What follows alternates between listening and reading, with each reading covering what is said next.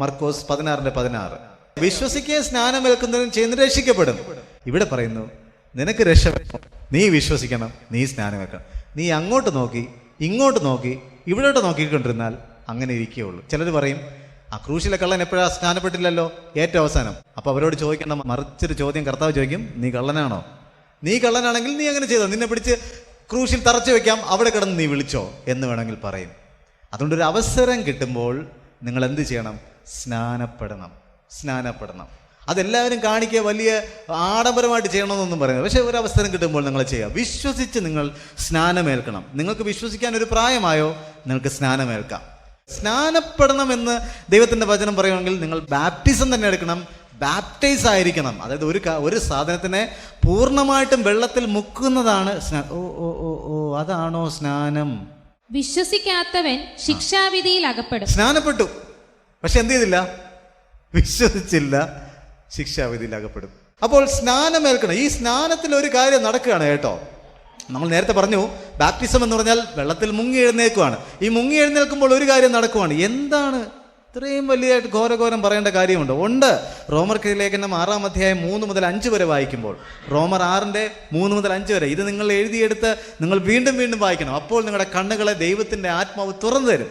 റോമർ 6:3 മുതൽ 5 വരെ.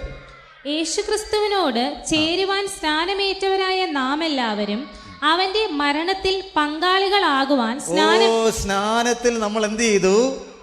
ക്രിസ്തുവിന്റെ മരണത്തിൽ നമ്മൾ മരിച്ചു, മരണത്തിൽ പങ്കാളിയായി. അടുത്ത്, മരണത്തിൽ പങ്കാളികളാകുവാൻ സ്നാനമേറ്റിരിക്കുന്നു എന്ന് നിങ്ങൾ അറിയുന്നില്ലയോ? അപ്പൊ നമ്മൾ സ്നാനമേറ്റത് ചുമ്മാതല്ല കേട്ടോ, സ്വർഗരാജ്യത്തിൽ പോകാൻ വേണ്ടിയിട്ട് മാത്രമല്ല, മരണത്തിൽ പങ്കാളിയാകാൻ. മരിച്ചാൽ മാത്രമേ ജീവിക്കുകയുള്ളൂ. ഓക്കെ. അങ്ങനെ നാം അവന്റെ മരണത്തിൽ പങ്കാളികളായി തീർന്ന സ്നാനത്താൽ അവനോടുകൂടെ സംസ്കരിക്കപ്പെട്ടു. മരണത്തിൽ പങ്കാളികളെ അവനോട് അടക്കപ്പെട്ടു. ഓക്കെ. ക്രിസ്തു മരിച്ചവരിൽ നിന്ന് പിതാവിന്റെ മഹിമയാൽ ഉയർത്തെഴുന്നേറ്റതുപോലെ, ഉയർത്തെഴുന്നേൽപ്പിലും പങ്കാളിയായി പുനരുത്ഥാനം നടന്നു. ഉയർത്തെഴുന്നേറ്റതുപോലെ നാമും ജീവന്റെ പുതുക്കത്തിൽ നടക്കേണ്ടതിന് തന്നെ. ജീവന്റെ പുതുക്കത്തിൽ നമ്മൾ നടക്കുന്നു, പുതിയ സൃഷ്ടിയായിട്ട് നമ്മൾ നടക്കുന്നു, അല്ലേ? യേശു ക്രിസ്തു മരിച്ചത് എങ്ങനെയാ? നമ്മുടെ പാപം സംബന്ധമായി നമ്മൾ മരിച്ചു. അതായത് നമ്മുടെ പഴയ മനുഷ്യൻ വെള്ളത്തിനടിയിലേക്ക് പോകുമ്പോൾ മരിക്കുന്നു, അവനെ അടക്കുന്നു, അവൻ്റെ എല്ലാം അടക്കി വെച്ചിട്ട് പിന്നെ ഈ ഉയർത്തെഴുന്നേറ്റ് വരുന്ന ഒരു പുതിയ മനുഷ്യൻ യേശു ക്രിസ്തു ഉയർത്തെഴുന്നേറ്റ് വന്നപ്പോൾ വേറൊരു ഇതുവരെ നമ്മൾ അങ്ങോട്ടും ഇങ്ങോട്ടും സംസാരിച്ചുകൊണ്ടിരുന്നതാണ്, പക്ഷെ പെട്ടെന്ന് മനസ്സിലാക്കാൻ പറ്റില്ല. അതാണ് സ്നാനപ്പെട്ട് കഴിഞ്ഞാൽ എല്ലാമായി, നമ്മൾ ഭയങ്കര വിശുദ്ധരാണ്, ഞങ്ങൾ സ്വർഗരാജ്യത്തിൽ എന്ന് ചിന്തിക്കേണ്ട.